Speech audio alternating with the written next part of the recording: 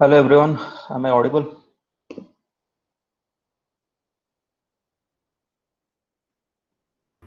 Yes, sir. Okay.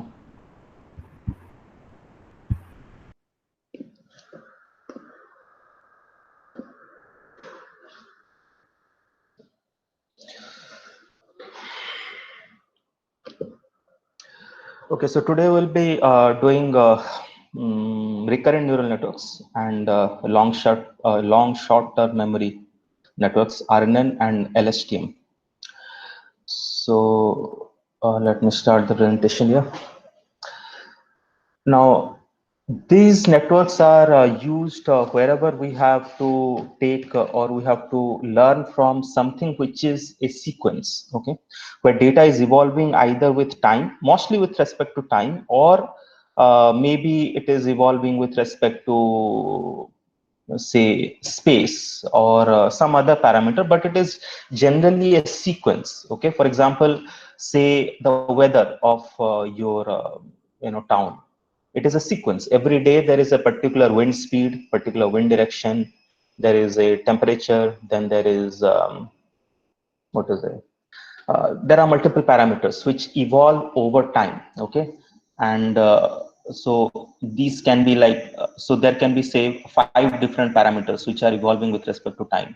Okay, and then you need to suppose you know the data for 10 days and you want to predict the date, these three waveforms for the, suppose the first one is the temperature, next one is say wind speed,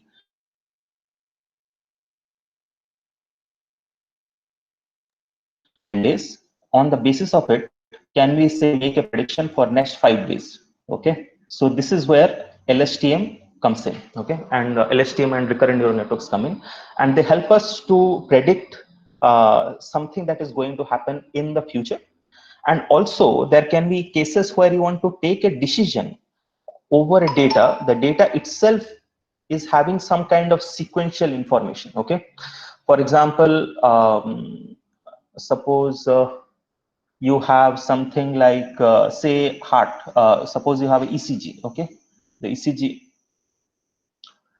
is difficult to draw on this, but so suppose you have ECG.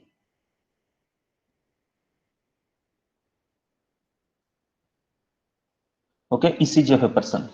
Now suppose ECG can have multiple endpoints. For example, it can be asystole, it can be bradycardia, it can be it can be tachycardia, or it can be say ventricular fibrillation, VF, or it can be ventricular tachycardia, VT.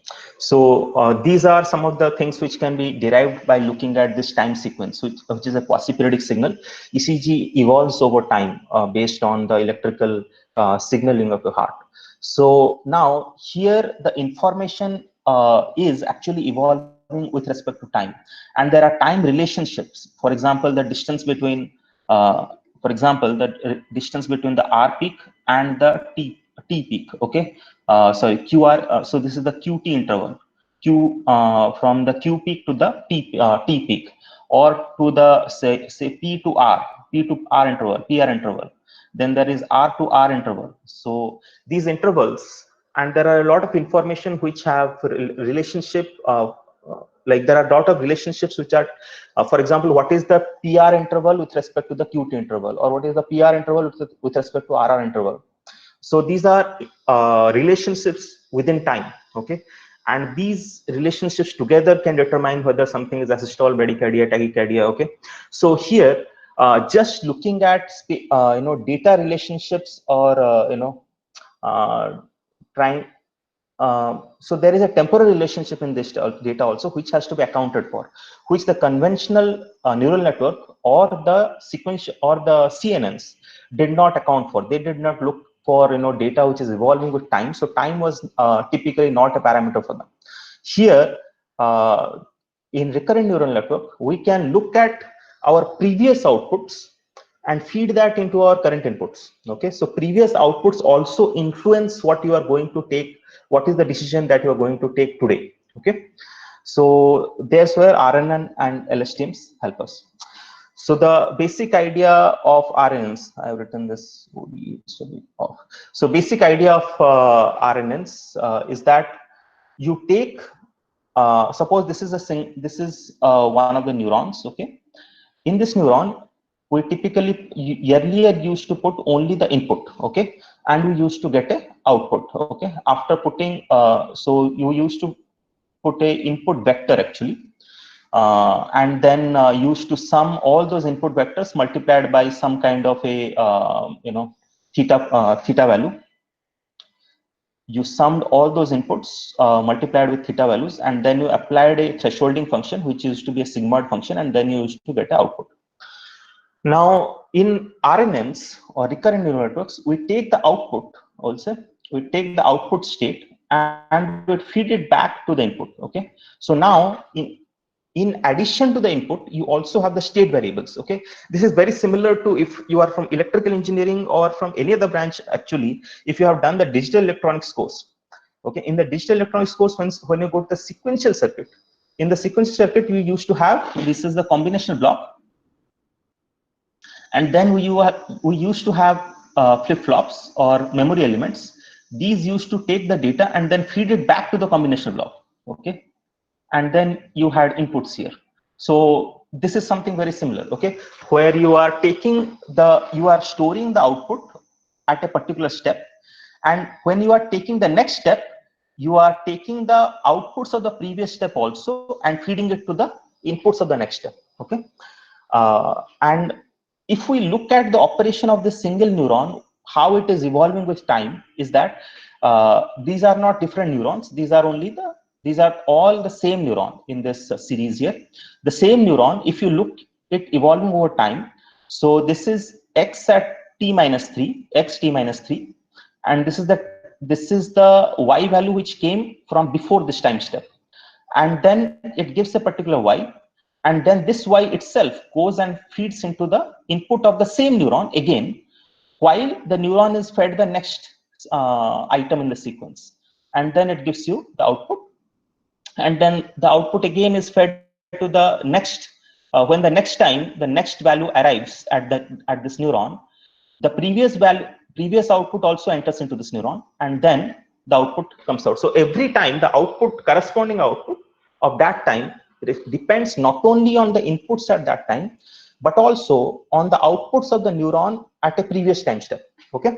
So this is the basic idea of recurrent neural networks.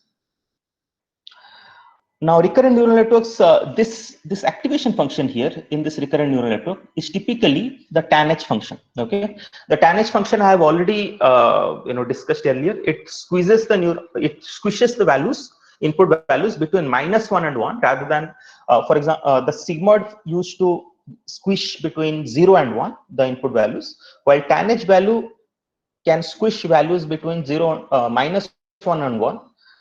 Given any input between -infinity to infinity. Now, this is a typical recurrent neural cell. In this, what is happening is you have, this is the previous input, okay, previous output, and this is the current input. This is the current input, okay. So previous output is going here, current input is, and this is the current output. And in the next step, this current output will become the previous output, okay, in the next step. So this is how the data evolves, and this is the tanh function here, okay. So you take the previous output. So suppose this is your, suppose this is a input value to the neuron, and this is suppose this is the previous output. This is the current input, which is a single value. Suppose this is, so what will go into this RNN cell is a combination of both of this. For example, if this is 1 and this is 2, then what will enter into this RNN cell after getting combined is 1, 2, okay, and then this will give us an output based on this input, which does a multiplication, summation, and then squishing by using a tanh function, and then the output might be say 0.7, okay. Then this 0.7 comes in here, and suppose the next input is 1, then what goes here is 0.7 comma next input, which is 1.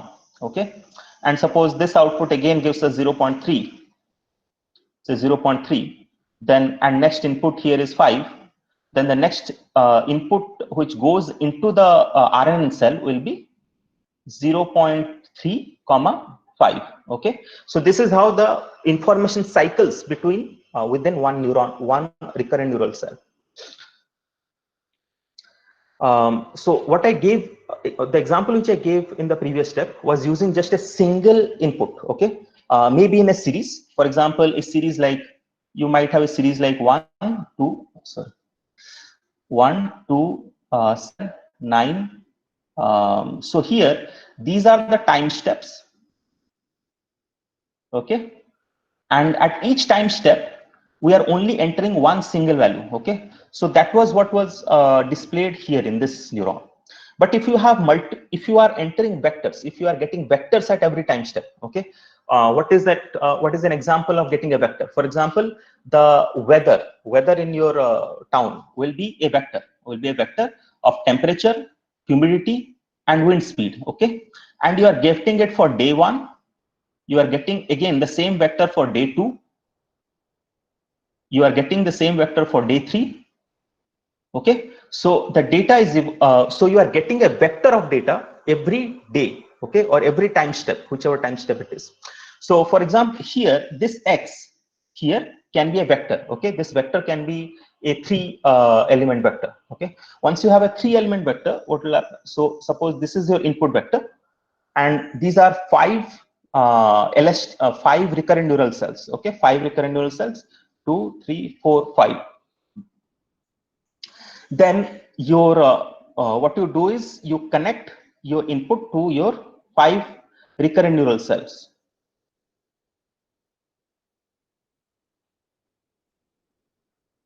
Okay, you do a full connection, and after that, these 5 neural cells will also return what? They will return their outputs, which are to be fed back as 5 different inputs. Okay, so these are basically,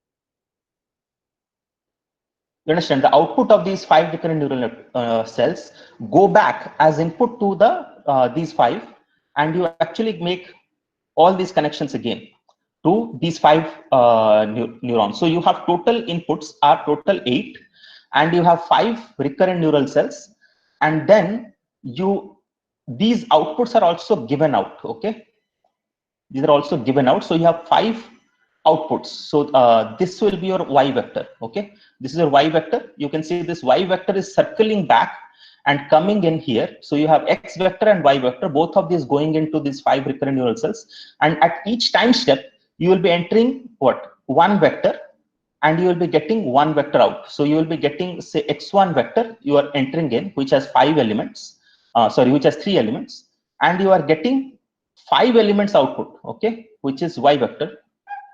So y vector has 5 elements, while input vector has, say, 3 elements. This was the input vector. Okay, this is the recircled. So these inputs you don't give these 5 inputs. These are recircled from the output of these 5 RNN cells, and these 5 RNN cells also give you 5 outputs. Okay, so the input to this RNN cell are 3, like a vector of 3 elements, and the output is a vector of 5 elements. Okay, and every time step you enter a 3 element vector and it gives you a 5 element vector, but this 5 element vector also is recircled back. So total, the actual inputs to these 5 elements are 8 elements. Okay, so there is a 8 element vector, out of which only 3 elements are provided by you, and 5 elements are generated by the network. Okay, and the data recircles as shown here. If you open up this, if you try to look up the operation of this RNN cell, 5 element RNN cell over time evolution, you will see it works like this. So you have a input vector x1 having 3 elements, then it gives you a 5 element vector y0, then these 3 elements recircle, these 5 elements recircle, you have a 3 element vector x1, then you have 5 element vector here, so 5 element, 3 element, and then you get again 5 elements here, then it recircles back 3 elements here, and then you get 5 elements. So at every time step, you are putting a 3 element vector and you are getting a 5 element vector out. And the multiplication factors for every output, what you do is you the operations are similar to logistic regression or neural networks, where you have the input x vector, then you have theta or weight matrix for this portion, okay, and then the weight matrix for this recircled portion, okay, and then this is a bias element has to be there, which goes into all of these vectors, and then you apply a sigmoid function, sorry, you apply a tanh function, and that is the output vector which you get here, okay, and that output vector recircles.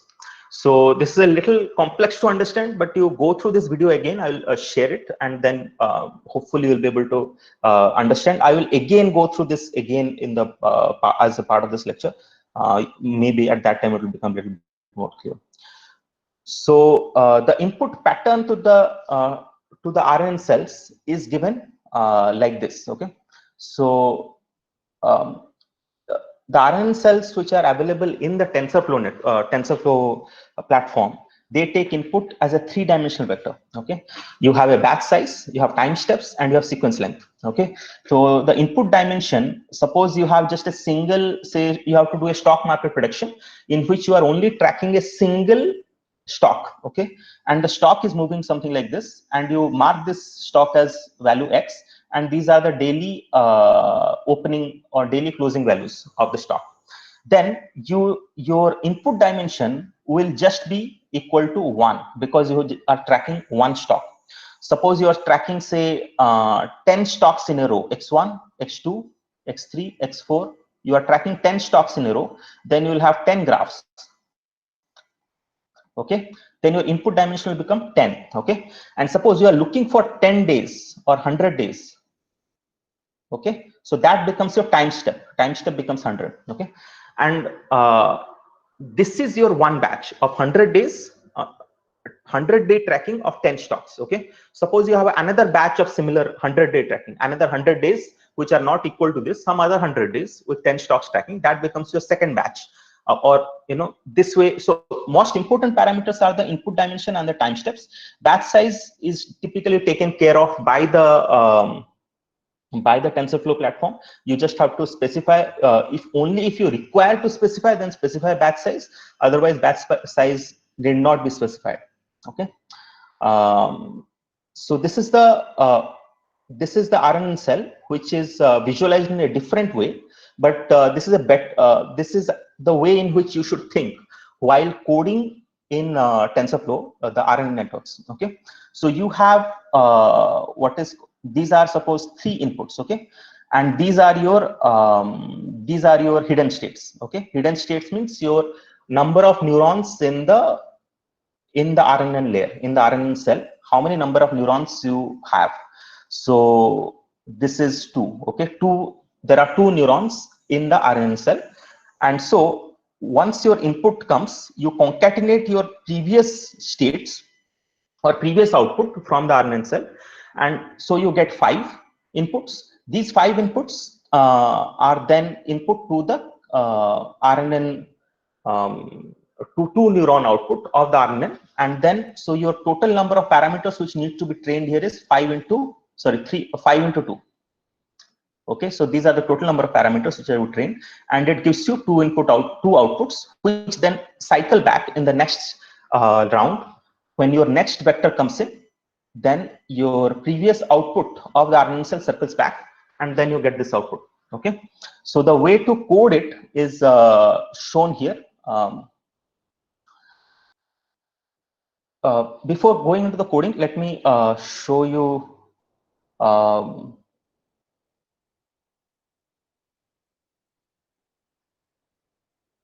hopefully everyone is there, okay.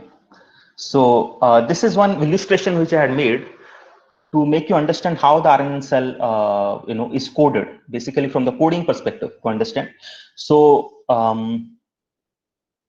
now let's take this example which is here, okay. The first, how will you start coding? You'll write model equal to sequential, it's a sequential model, then model dot add simple RNN 2. Okay, that means it has, for this we'll write it simple RNN 3 actually here. So we'll write simple RNN 3. So that means it has 3 recurrent neurons. Okay, 3 recurrent neurons in the first layer. After the input, after the input, there are 3 recurrent neurons, and the input has a size which is here as per this. See here, you see these 3 black dots. Okay, these are your 3 recurrent neurons. These are your 3 recurrent neurons. Okay, these are your 3 recurrent neurons, and these 2 black. Sorry, not for now. You forget. Don't consider this 2 recurrent neuron, 2 blue dots. This for now you ignore these 2 blue dots. Only think about the. Just a minute.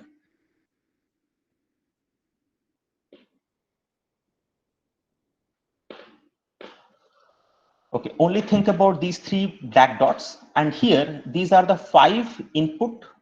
These are the 5 inputs. Okay, 5 inputs means this is a 5 input vector, or the vector has 5 elements.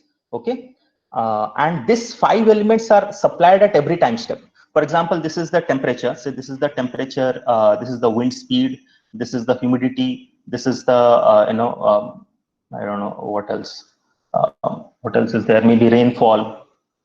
Rainfall, how much millimeter rainfall or something. Okay, so there are 5 elements, and these are supplied at every time step, maybe every day. Okay, so this is so these are the time steps on this dimension, and this is the input dimension, which is 5. So every day you get these 5 values, and then these 5 values go into these 3 values. Okay, now these three recurrent neurons, so 3 RNNs are there in this case.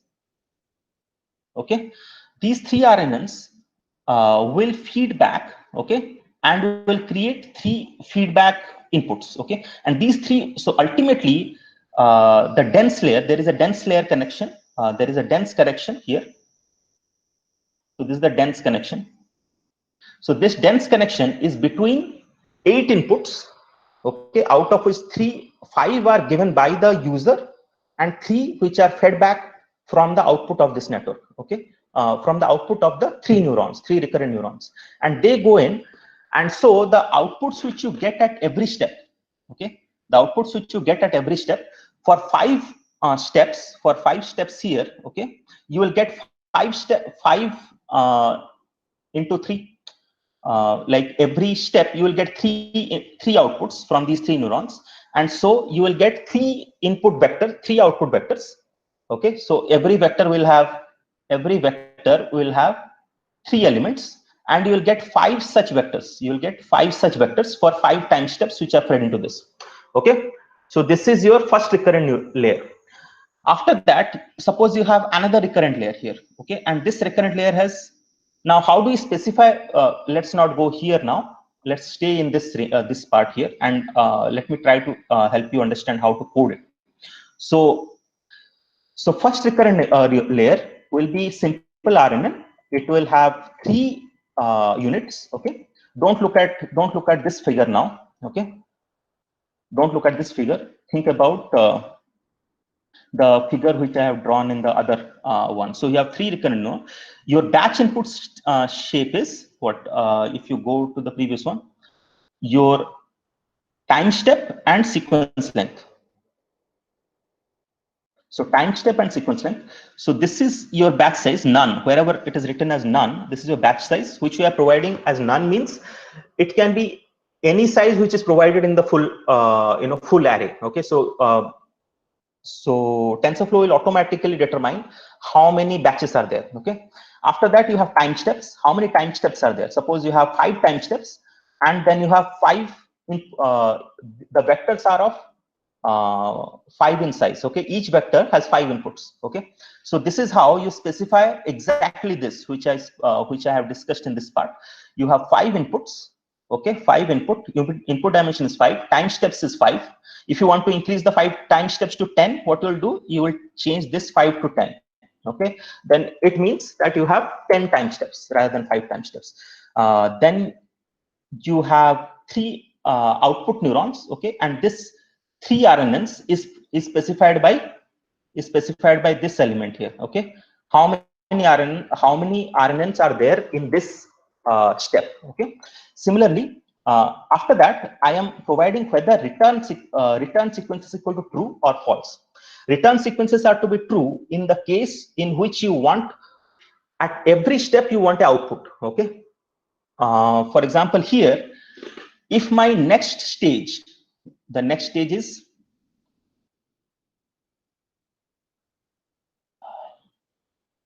so the next stage is this one, okay. These are my next stage.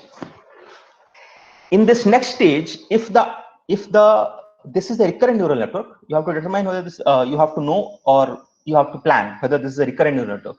If it is a recurrent neural network, or these two neurons are RNNs, then they require 5 time steps again. So that means the previous recurrent neural network should provide 5 time steps, okay. So there should be 3 element output, but 5 in 5 time steps, okay. So that this can be fed in 5 steps, so that these RNNs can be fed in 5 steps, okay. After that, after this layer, this layer doesn't have RNNs. These have simple neurons, okay. These are simple neurons. These are not RNNs, okay.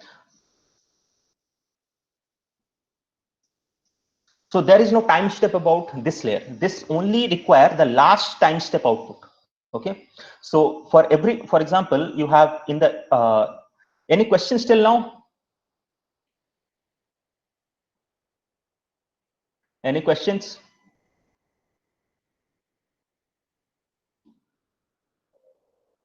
Okay, so this one is these are simple neurons. So these neurons do not require multiple time steps. It only requires output at its final time step, okay. So again, this layer will need to specify. If we need to specify this layer, we'll specify by using a code which will be, that is not written here. Let me specify that. So this layer has 2 RNNs, okay, and we need not specify batch input shape. We need not specify anything else. It will automatically determine that. It will automatically determine that there is what is it? Yeah, it will automatically determine the number of connections once you specify that there are only 2 neurons, okay, 2 recurrent neurons. Then, so this layer was specified, this layer was specified. Once this layer is specified, because this is a recurrent neural network, you can see that I have again created feedback networks, okay. I have created feedback neurons. So these neurons are automatically fed back from the output, and for every 5 steps you get, so you have 5-step output. There are 5 steps, okay. There are 5, so these are created 5 times. Now these 5 steps are fed into this, and again, of course, 5 steps come out, but to the next layer we just require 1-step output, okay, because this is a dense connection. This is a simple neuron with dense connection. So this one will be specified as this layer will be specified as you don't do simple RNN, you do dense.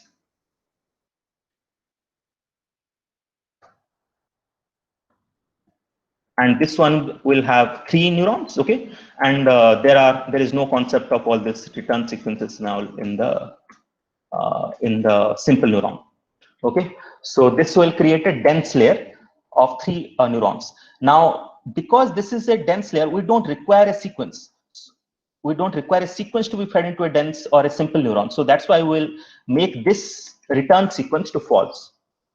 What this will do is it will not return all the 5 vectors which are created at every time step, but it will only return the last vector, okay, and that last vector will be fed into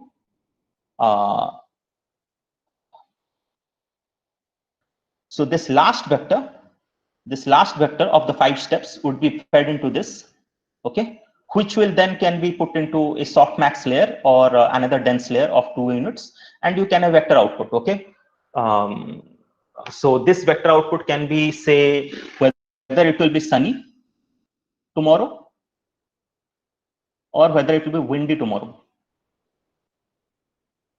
Okay, this can be like this, or it can, even by putting ReLU units, you can only exactly say what is the temperature or what is the wind speed.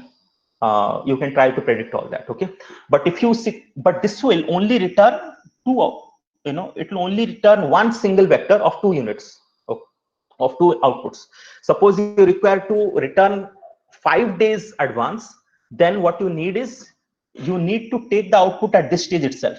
Okay, where you have still the sequence output. You need not specify this portion.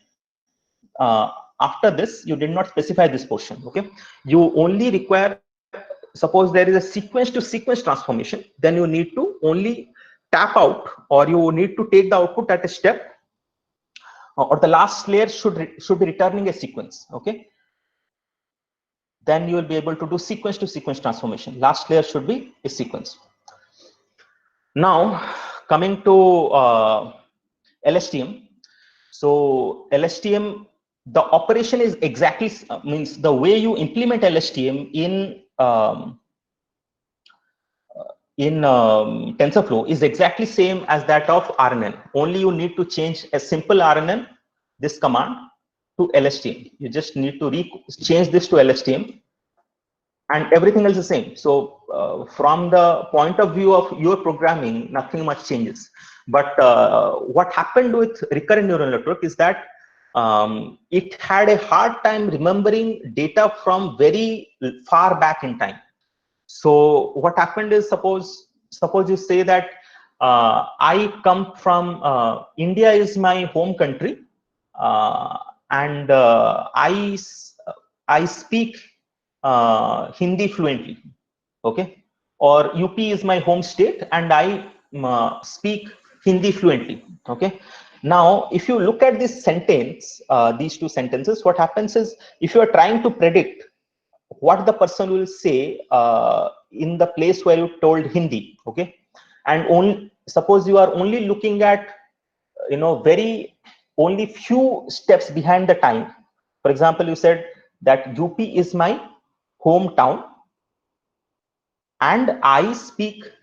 Suppose you only remembered and I speak, you cannot predict because you cannot predict the word Hindi, because the word Hindi comes from UP, has a strong relationship with word UP, which occurred in the very beginning of the sentence. Okay, so you need to have a long-term memory in order to predict the output or predict the next step in this sentence. So LSTMs are also used heavily in, suppose you do this Google you try to search in Google, and the Google platform automatically suggests you the next element or next word to be typed. So that comes through the work of LSTM and similar networks, okay, where it automatically tries to predict something in the future by using what you have entered in the past. Okay, so that's where RNN was struggling. RNN struggles in remembering things, too much into the past, and always works in areas which are, or tries to predict information, or tries to predict output based on information which are close to the current time. It still has the ability to use the past time output, but very fast data which is very too much past or too much away in time, it used to have a vanishing gradient problem with respect to that. I encourage you to take a look in internet about the problem of vanishing gradient and exploding gradients. Due to lack of time here, I will not go into too much detail of that, but that was the problem which led to the generation of, or the exploration into LSTM. LSTM is called a long short-term memory. That is, its short-term memory is also very long. So it can remember important points of the past, and even forget less important points or less important data which is in the present or very close to the present. Okay, so it can only remember things. It will try to remember things which are most important, even if the sequence is very long.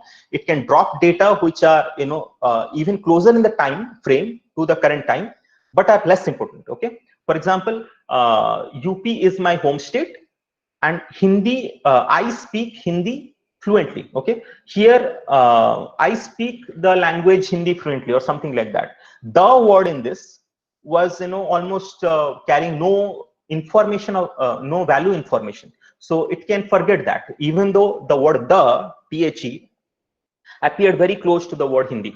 Okay, something of the sort. So LSTM cell has four gates. Four gates. One is called as the forget gate. Then we have the input gate. Then we have cell state and output gate. Okay. So the cell state flows along this top arrow, and then you have the input. So this is the overall architecture. Let's go in here. So this is the. Let me run it, and it will be more clear. So this is the basic LSTM cell. So this is the first one is the forget gate. So this one here is a tanh function, and whenever the last output, this is the last state, and this is the last state output or the previous previous cell state. Sorry, this is the previous. This is the previous output, and this is the current output, current input. Now these both come in, and then after that, what happens is you combine both of these. You combine both of these means basically concatenate both of these, and both of these go through a tanh function where it gets squished between -1 and +1. Okay, so if this value is very high, this gets multiplied with the cell state. This one gets multiplied with the cell state. If this value is very less, that means it is telling the network to forget a lot of the previous output. Okay, sorry, if the yes, if this value is very low, it is asking the network to forget a lot of the previous state. And if the value is very high, that means it is asking the network to remember a lot of the previous state. Okay, then after that, this is the input gate. Input gate has two elements to it. One is this tanh function, and this blue one is the sigmoid function. Okay, so the blue tanh function takes the input, and it squishes it between -1 and +1, and the sigmoid squishes it between 0 and 1. Okay, and there are, of course, multiplying weights between each of these. At each of these lines, you have multiplying weights, which will become more clear in the next animations, which I'll show. So this basically gives the network idea that how much of the current information is to be kept and how much of it is to be thrown away. Okay, so if this this sigmoid output is high, that means the current input is very important. If this sigmoid output is low, that means the current input is less important, and this gets multiplied and passed on and gets added to the current cell state. Okay, and this current cell state after this goes through the sigmoid output, and then you again take the current input, and then this current input in conjugation with the cell state gets multiplied, and it determines the current output. Okay, and this is your next stage, a cell state. This is your current cell state, which will be recycled back in the next step. Okay, it will be recycled back in the next step. So this is your cell state, how it is determined. This I've already discussed, how the output gate determines the output and the cell state. Okay, so this is a multi-unit LSTM cell. So in this, what is happening? You have a forget gate, you have input gates, and you have the output gate. Input gate has two. One goes through a tanh function, and another goes through a sigmoid function. Okay, here this is the input gate. So you have at every time step you have a input which is of three, say a certain number of elements per vector, and you have the hidden states, or you have the number of units in the LSTM cell in that state. It is very similar to the RNN. Okay, where you had, this was your number of RNN cells, which is 2 here, and this is the number of inputs per vector, which is 3 here. Once that comes in, you concatenate both of them, and you get 5 inputs. These 5 inputs go into these 4 gates. Okay, one is forget gate, 2 input gates, and 1 output gate. So and then your number of outputs here, this is equal to the number of elements or number of units in the LSTM cell. Here it is equal to 2. So at every point here, you'll have two outputs, okay? And these same two outputs get recycled through all of these multiplications and additions to give you two output states or two outputs.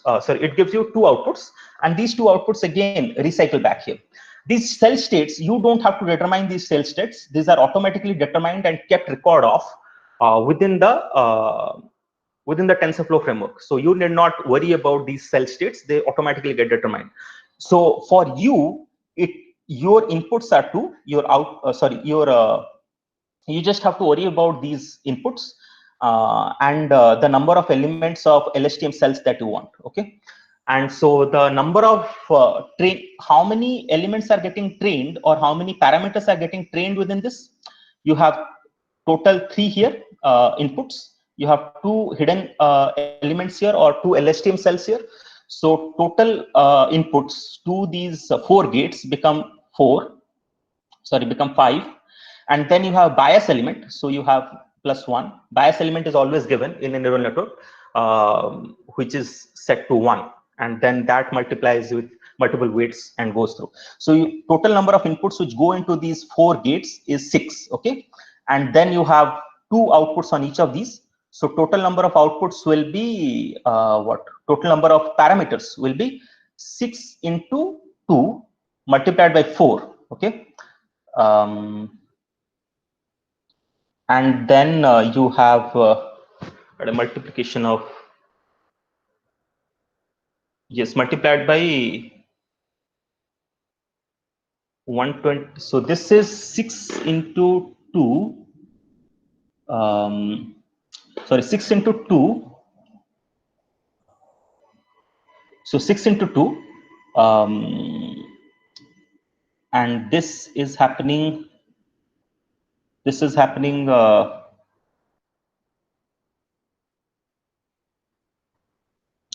This gets multiplied with. Just a minute.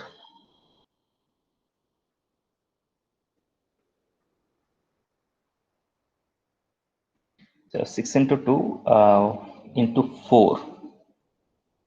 You have these many parameters, I believe. Maybe there is. I will get back to you on this, that how many number of parameters, but this is the overall calculation. I'm probably missing one thing in this. 6 into 4 into this should be multiplied by again 6 or something. Okay, I'll come back to this. Whatever. So this is the idea, and the coding is absolutely the same. You do the same way as we did in simple RNN. You simply replace simple RNN with LSTM, and rest of the intuition of how to code it is same. Okay. Now coming to the coding part of it, I had written a code example, and I will be sharing it with you. So here it is. So in the first example here, what I have done is I have taken any questions till now you can ask. Otherwise, I'll go to the coding aspect of this. So in the first example, what I've done is I have taken 1, 2, 3, 4, 5. So this is your x. This is our x vector. Let me put it in this way. So this is my x vector, which is going as 1, 2, 3, 4, 5. And my y vector is given by 6. Next one is 2, 3, 4, 5, 6. And y vector is 7. So this is a very simple example where I'm creating these sequences, where I'm creating 1, 2, 3, 4, 5. And I'm telling that the next output should be 6. Okay.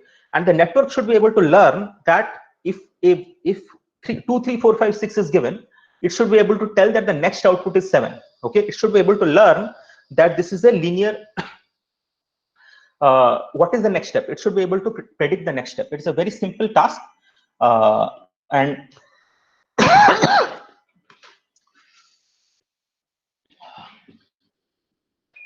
so this is a very simple task.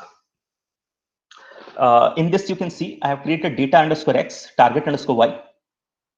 Data underscore x, I am creating you can see range I to I plus 5, and target underscore y is also is I plus 6. Okay, and I'm normalizing it because it's always you always have to think about the strategy of normalization. It may depend, it may be based on the data which is coming on to you, but here the simple strategy of normalization is, because we are doing from 0 to 100, so to keep all the elements between 0 to 1 and dividing whatever output is coming by 100. Okay, so I'm taking 1, 2, 3, 4, 5 and dividing all of them by 100, and similarly the output is also divided by 100.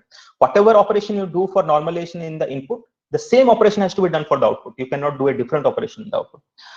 So data underscore, so I am creating basically, so this is, if you look at, so these are my input data, because it all got divided by 100. So these are my input data vectors. And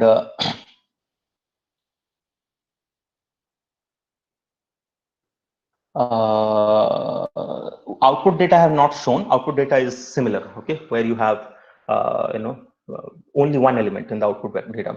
Then I'm dividing the input data and output data into a training set and a test set, with a 20% division into test set and 80% division into training set.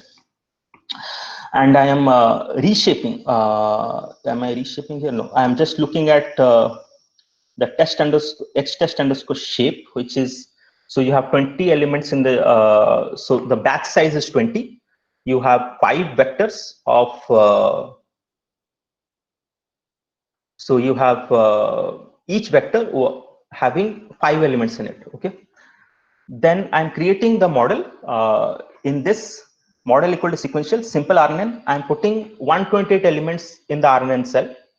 And the input is the batch size is whatever batch size is provided. It will be 80 here in the training set.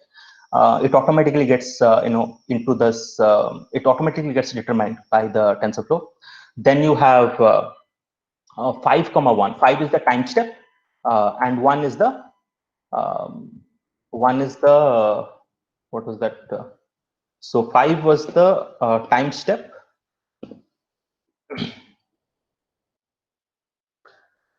Right, 5 was the time step, and 1 is the sequence length. Okay, so input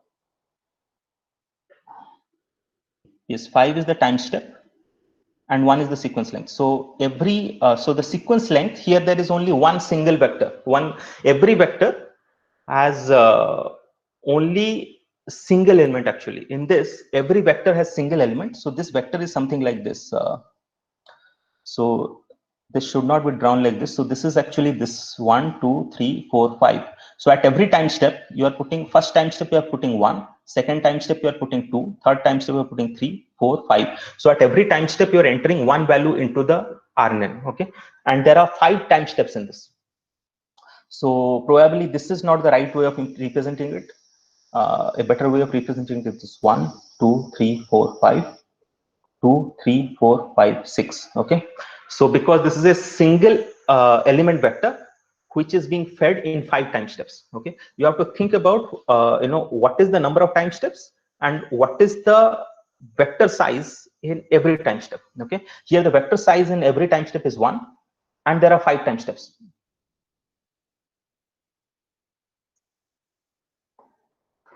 Okay, so then in this case, we want the return, there should be return sequences, because the next layer is also a RNN layer. If the next layer is a RNN layer, then you need to return the return sequences, because the RNN layer, the next layer also requires 5 time steps. Okay, so that means the previous layer should be returning time steps. Okay, should be returning output at every time step. So the next layer is also a simple RNN with 16 time step, 16 RNN neurons, 16 recurrent units. And then here I am putting return sequences equal to false. That means it will not return output for all the time steps. It will only return the output at the last time step, and it will have 16 outputs, because this has 16 RNNs. So it will have 16 outputs, and these 16 outputs get connected to the dense layer, which is having a single output. Okay, and in this dense layer, I'm putting activation as ReLU. In the previous layers, I have not put any activation. The default activation is TANH. If you want to change the activation, you need to specify it here, activation equal to what. I am, for the simple RNN, I have kept the default activation as it is. I have not changed it. So the dense layer has activation ReLU, and then I'm compiling with mean absolute error, ADAM, and matrix is equal to accuracy and model summary. You can see the first layer has total number, how the input is not shown, but the first layer's architecture is shown, then the simple RNN next layer, and then the last dense layer. After that, I trained it for 100 epochs, and then you can see how it, 1000 epochs I trained. 1000 epochs I trained, and then after that, I tested it for the test set, which had 20 vectors. Test set had 20 vectors, and these 20 vectors gave these outputs, results. And I also had y underscore test. So y underscore test was printed. You can see the first element of y underscore test and the first element of x underscore test of the results. Okay, how close they are: 0.26, 0.248, 0.16 here, and 0.1479. Okay, 1.02, 1.1011. So these are the outputs of the outputs for the X test, which were calculated by the model, and these were the actual outputs. Okay, and then I did a scatter plot of the results and the Y test, and you can see how closely it is able to match the results or match the test test values. So this is a very basic example, but it is very important to understand. And once you understand, you will see a lot of opportunities open for you in terms of its application to many different problems. So this is the loss function, how it evolved over those 1000 iterations. Now, in the next one, in the previous one, what I did was I had 5 inputs. I had 5 time steps, and I was predicting the 6th time step. In the next example, what I'll be doing is I'll be taking the first 5 time steps. I'll be predicting the next 5 time steps. Okay, so I'll be taking 5 time steps, and I'll be predicting next 5 time steps. So this is a time step to time step transformation, which I'll be doing next. So in this, you can see data underscore range is from I to I plus 5, and target is I plus 5 to I plus 10. Okay, so it is going from 1 to 5 and then 5 to 1 to 5 and 6 to 10. Okay, so this is how, and then similarly 2 to 5, 2 to 6, and 7 to 11, like that it goes. And I go in the similar way. I created, I divided the data into training set and test set. And here you can see the sequential model, and then we have simple RNN I have used. But here you see one critical difference is that in the first, right here, I didn't do any dense layering after it. I just created a 128 element simple RNN. In the first step, I returned a sequence. In the last layer, in the next step, what I did is I used 5 output neurons, but I set return sequence here equal to false. But after that, I didn't put any dense layering or something. I just have 5 outputs. Okay, so I have 5 inputs and then I have 5 outputs, but these all are recurrent neural networks. Okay, so the last layer is also having feedback network. So it is creating 5 time steps, but it is only returning the last time step. Okay, and because it has 5 recurrent neurons in this layer, so even the last time step will have 5 element vector output. Okay, so I trained it again. You can see the architecture and the training for 500 epochs. And then here is one example where I have taken one x underscore test 1. I reshaped it to the way in which this model accepts information, which I have to reshape the vector in the dimension in which this accepts information. And then because these were all squished by dividing by 100, I multiplied it by 100 so that it becomes more clear on what is happening. So this is the output for, so I printed the x underscore test 1, which is 10, 11, 12, 13, 14. So of course, y underscore test 1 will have 15, 16, 17, 18, 19. Okay. But I didn't print y underscore test. You can print that also, and you will see it will be 15, 16, 17, 18, 19. But I directly printed the results after that, which were predicted by the model, and this comes out to 15.7, 16.4, 17.3. Okay, so these are very close to the actual outputs which are modeled in this or which are there in the y underscore test. Here y underscore test is here. So 15, 16, 17, 18, 19. And this is the model history. So you can see it is able to predict a sequence from one sequence. So you have a sequence and it is able to predict a sequence in the future, okay, or the evolution of the sequence in the future. A better example of this is the air pass. I have taken the data, which is one data, which is air passengers data.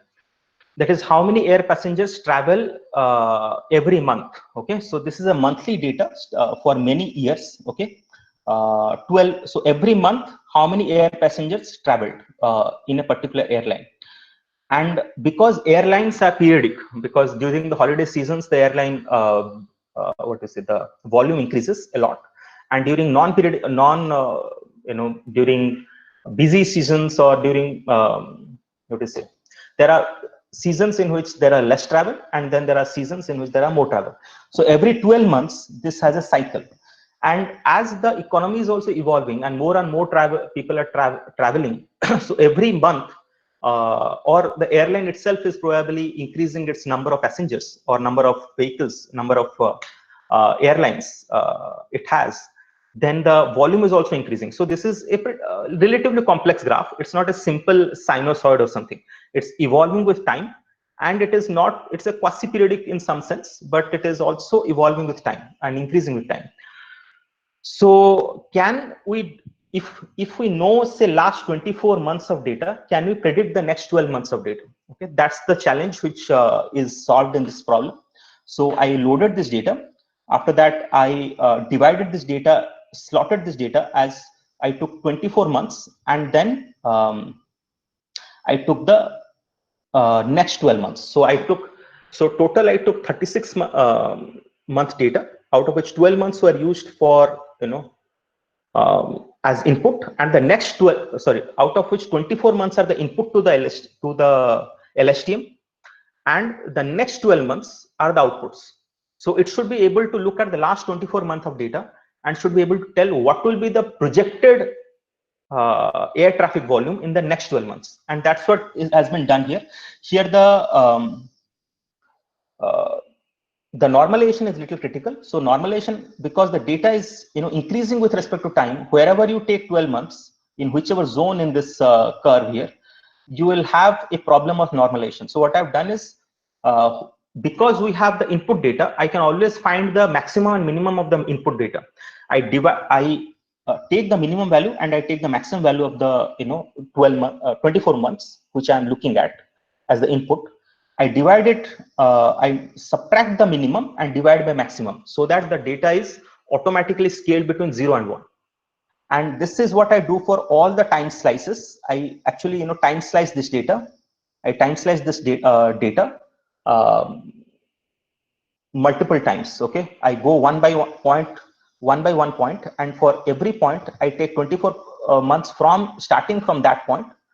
I take 24 months starting from that point, and then next 12 months starting from those 24 months. So here is one example of the slice which has been taken and normalized. So you have 24 months of data which is for training, and the next 12 months up for testing.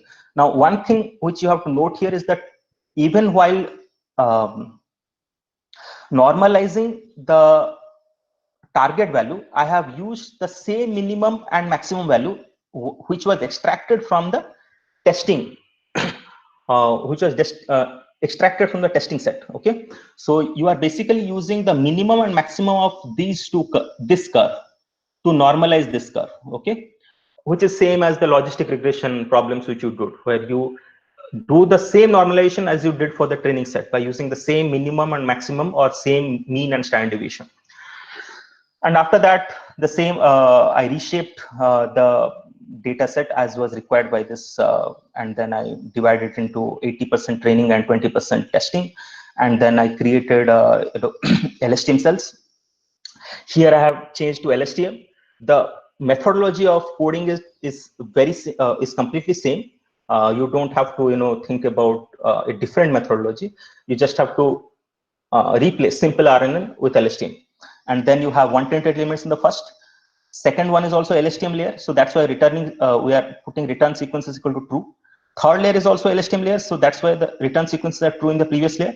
The fourth layer is sorry, and so because we are returning a sequence, so we don't put any dense layer at the end. We are just returning the output of the LSTM layer at the last stage, but we are putting return sequence equal to true.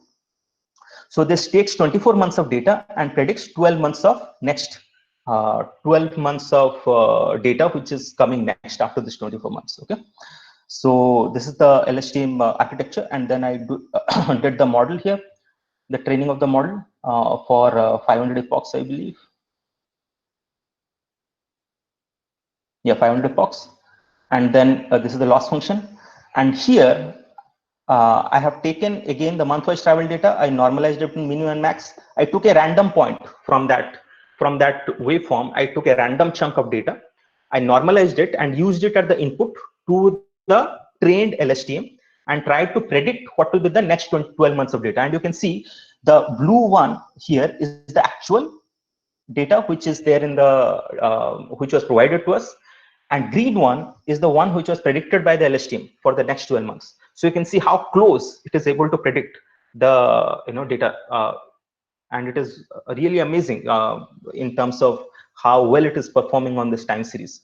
And you can think of this, for example, it is a stock price movement, say, or this is a weather movement, and you are able to predict, say, next 10 days of weather using this, or next 10 days of stock prices using this with this much accuracy. You will be a very rich person. But there are multiple aspects which make stock prediction really hard, but still theoretically it is possible. Then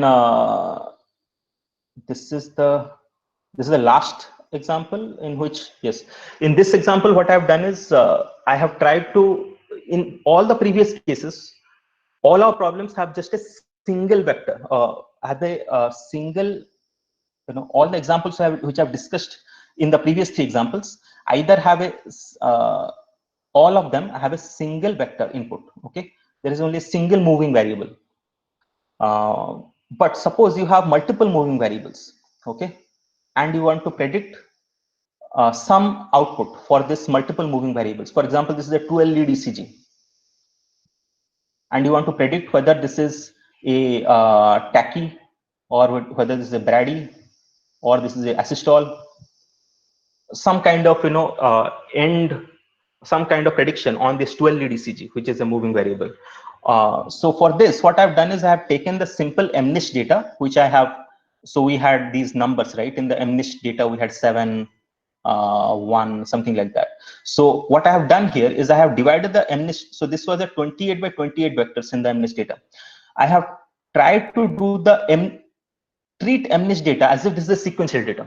I've taken the first row, second row, third row, fourth row, fifth row, and there are 28 rows in this. Okay, so there are 28 rows of vectors, of each vector having size of 28. Okay, so each vector has a size 28, and there are 28 such vectors which are entering into the LSTM. So that's what I have tried to do here, and we are trying to predict based on these 28 vectors the output, the number which is there in that image. Okay, so I'm using this image itself because here there is no temporal relationship, there is no temporal relationship, there is no time relationship between the information, but there is a spatial relationship between information, because even if you look in your surrounding or in a picture, the surroundings of a picture also are not completely unrelated to a current pixel. If your current pixel is red, very likely that the surrounding pixel will also be very close proximity or very close shade of a red, okay, or a orange, something of that sort. So temporal relation, so whether it's a temporal relationship or it's a spatial relationship, it should be sequential in its order for LSTM to be applied. So in this, I have you can go through this. I have just taken used LSTM in this. Again, 128, 120. I have used return sequence of true. I've used 3 layers of LSTM, then a dense layer of 32, then a dense layer of 10, and dense layer of 10. Now 10 means I have 10 numbers which I can predicting. So I have already taken categorical outputs in this white train and white test, which is like if it is a number between 0 and 1, I am doing one hot encoding from 0 to 9. Okay, one hot encoding for 10 elements, and then I train. So this is the architecture of this. You can see the final output has 10 outputs. So then I just did 3 epochs of training on this, and you can see the accuracy has already hit 97%. And then I have predicted, and the predicted outputs are shown in the title of these images. So you can see the prediction is almost perfect. Okay, no number is incorrect in this. Everything is perfect. Okay, perfectly predicted. So this is how LSTM can be used for predicting information even on 2-dimensional data. Now on this 2-dimensional data, what you can think of is like, now after that, this is the last one, which is the stock price prediction. This one I'm trying to give you as a assignment, although all our marks are almost finished now. So I don't want to load people on this, but still I would very much like people to try out their hand, because LSTM and neural network RNNs are a very important topic and have very wide implications or very wide applications in all kinds of fields. So what I have done is I have put 2 marks and this will be scored. This will not be scored out of the 100, but this will be above 100 marks, which is already assigned to this course. So if you do it as optional, if you do it, you will be awarded 2 additional marks. Okay. And so here what I've done is I have used web.data reader, which is a function in Python to read websites, data from websites. So I am going to Yahoo Finance, and the Yahoo Finance, I can put which dates I want, okay, which date ranges I want. And I have to put the stock ticker. Stock ticker means every stock is assigned a ticker value from the stock market. Just a minute. So this is, so if you go to Yahoo Finance website,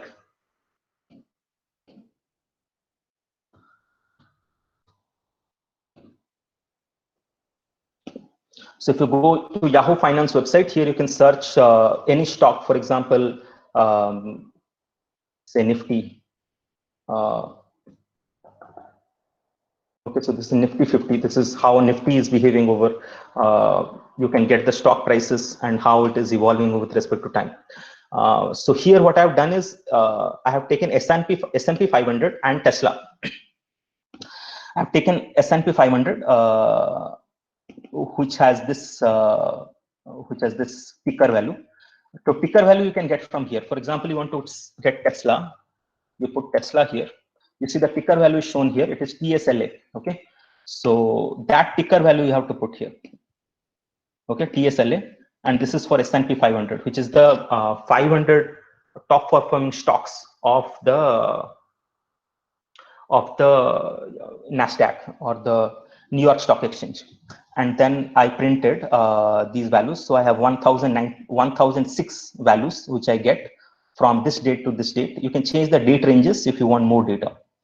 And this returns to you the date wise, what is the high, what is the low, what is the opening value, what is the closing value, what is the volume of stocks, or what are the volumes of stocks which are traded for Tesla and for S&P 500.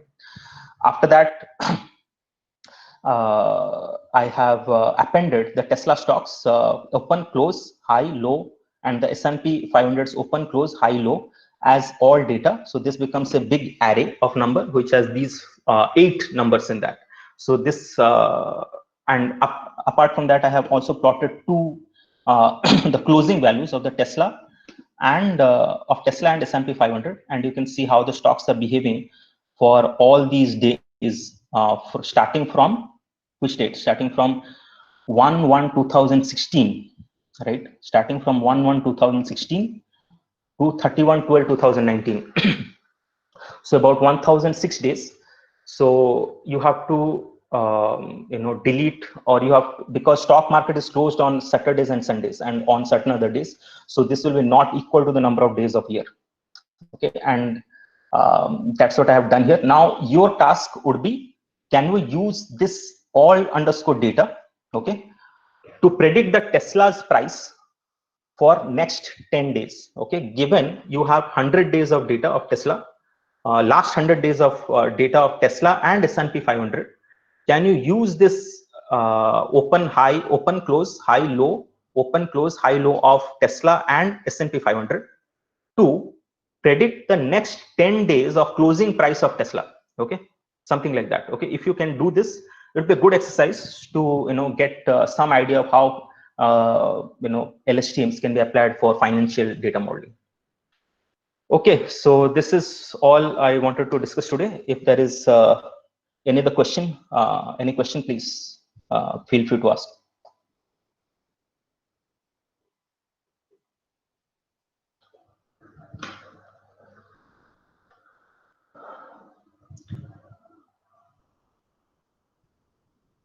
Okay, I assume there are no questions. So thank you for joining. I'll be sharing this video and the code. Thank you for joining.